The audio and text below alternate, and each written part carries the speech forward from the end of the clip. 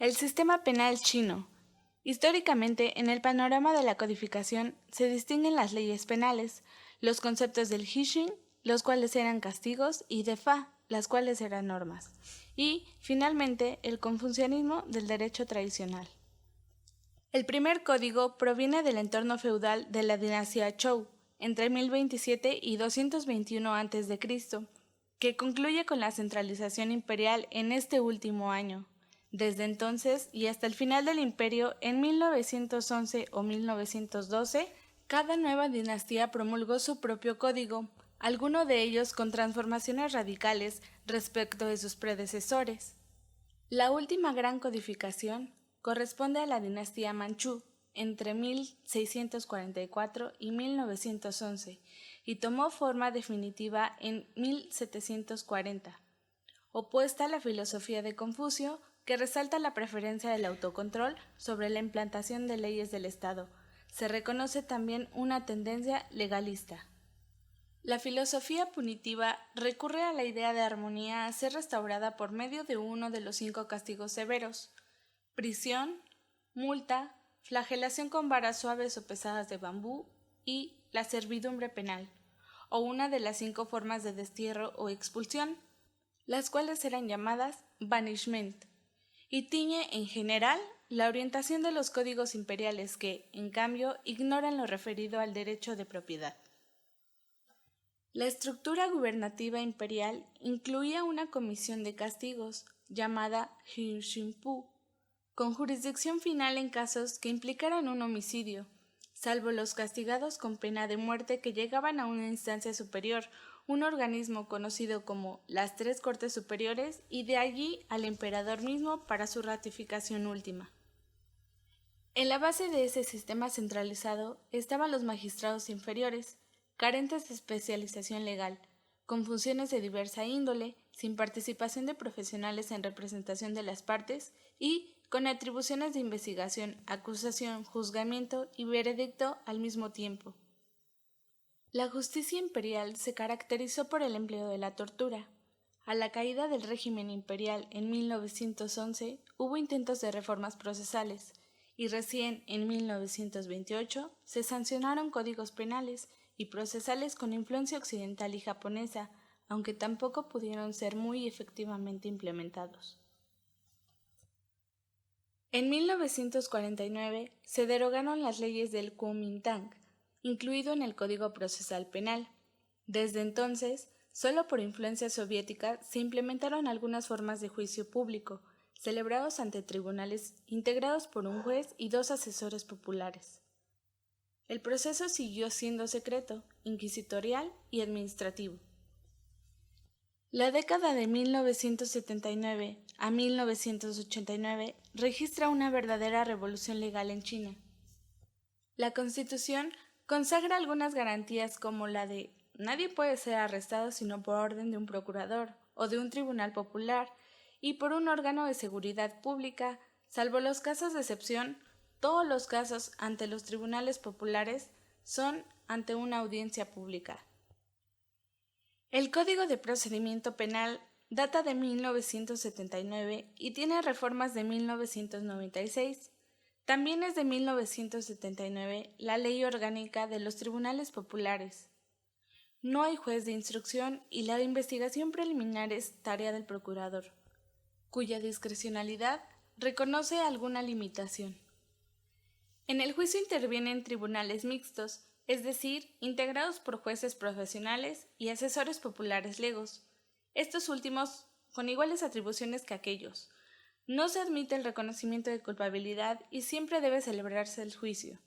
No hay derecho de cross-examination y en cambio el procurador es quien interroga siempre primero, mientras que el acusado solo puede preguntar con autorización de los jueces. Está previsto el derecho de contar con un abogado, pero no hay suficientes abogados para designar de oficio por el tribunal a personas carentes de recursos.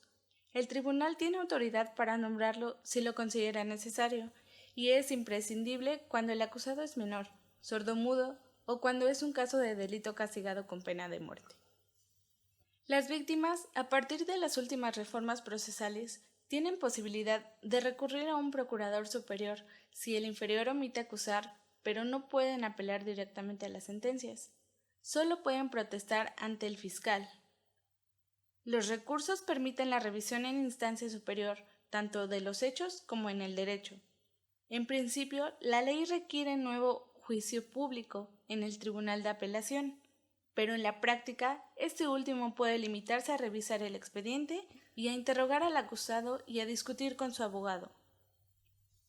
En 1996 tuvo lugar, por primera vez en su historia, una modificación importante teniendo adversarialidad, la cual entró en vigencia en enero de 1997, una importante modificación del Código Procesal Penal en 4 aspectos. 1. Modificando los roles de los participantes del proceso y resaltando la importancia del juicio. 2. Ampliando el derecho de defensa. 3. Estableciendo algunas garantías básicas. Y por último, 4. Reduciendo la autonomía de atribuciones policiales. Está previsto el interrogatorio de los testigos en el juicio por las partes, los veredictos por mayoría de los jueces sin necesidad de someter el caso a otra autoridad superior, salvo casos complejos.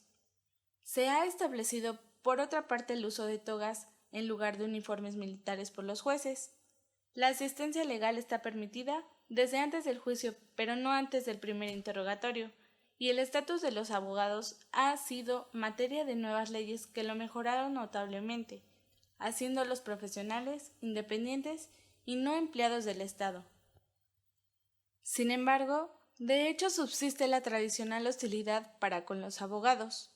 También se mantiene un límite demasiado elástico para el plazo de detención policial. Los delitos están clasificados en 8 categorías. 1. Contrarrevolucionarios como traición o espionaje. 2. De peligro para la seguridad pública como incendio, destrucción de diques, etc. 3. Contra el orden económico, socialista como contrabando, especulación, etc. 4. Contra las personas y los derechos ciudadanos como homicidio, lesiones, violación de domicilio, privación de libertad, difamación, injurias, falso testimonio, etc. 5. Contra la propiedad como robo, hurto, defraudación, extorsión. 6. Contra el orden social como encubrimiento, causar disturbios, etc. 7. Contra el matrimonio y la familia como bigamia, abandono, etc. 8. Abusos de función como el cohecho o vejaciones a los presos. Desde el punto de vista procesal, se distinguen los de acción pública y los de acción privada. La imputabilidad penal es a partir de los 16 años, pero en algunos delitos puede alcanzar hasta los 14 años. La pena de muerte no puede imponerse a menores de 18. Existen garantías procesales semejantes a las de los sistemas occidentales. Las sentencias son dictadas en primera instancia por colegios formados por un juez y 2 representantes populares. En el Tribunal Superior y en el Supremo actúan de 1 a 3 jueces y de 2 a 4 asesores populares. Las penas son principales y accesorias. Las primeras se distinguen en 5 clases. 1.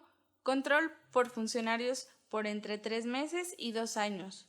2. Detención entre 15 días y 6 meses con posibilidad de salida 1 o 2 días por mes. 3. Prisión entre 6 meses y 15 años. 4. Prisión perpetua. Y 5. Muerte. Las accesorias son multas, lo cual era privación de derechos políticos y la confiscación de bienes. A continuación, el abogado Armando Cruz, experto en la materia, nos habla un poco de nuestro sistema penal actual y el sistema penal.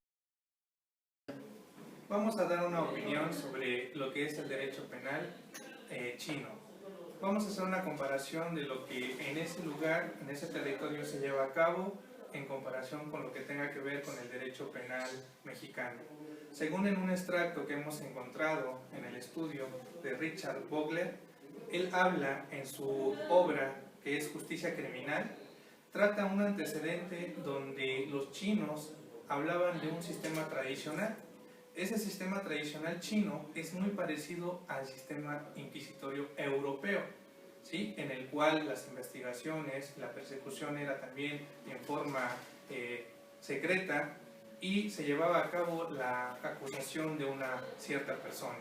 En ese sistema se llevaban ciertas dinastías que son las que en el tiempo iban reformando el sistema penal de sus lugares, pero más adelante vamos a encontrar que en el sistema penal chino se empieza a llevar influencia de lo que es el sistema también penal ruso.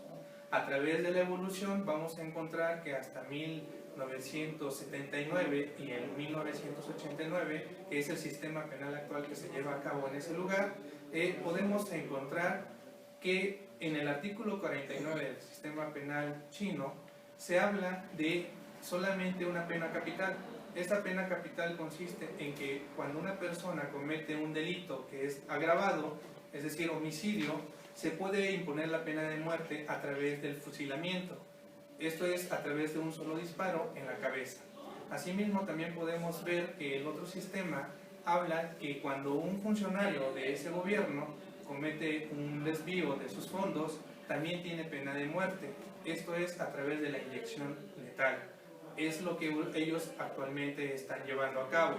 Pero también dice el Código Penal chino que cuando se trata de menores de 18 años y que hayan incurrido en un delito agravado, estos no pueden ser condenados a la pena de muerte según el artículo 49 del Código Penal chino. Asimismo, ¿cuál es o de cuándo es imputable a partir de las sanciones que impone el derecho penal chino? Bueno, se habla a partir de los 16 años. Aquí en nuestro país el sistema penal es diferente, se empieza a castigar a partir de los 18 años y no existe la pena de muerte, toda vez que en nuestro país tenemos tratados internacionales firmados en la protección de los derechos humanos. Asimismo, es como podemos comentar en este pequeño y breve sistema de estudio del sistema penal chino con el sistema penal mexicano. Gracias.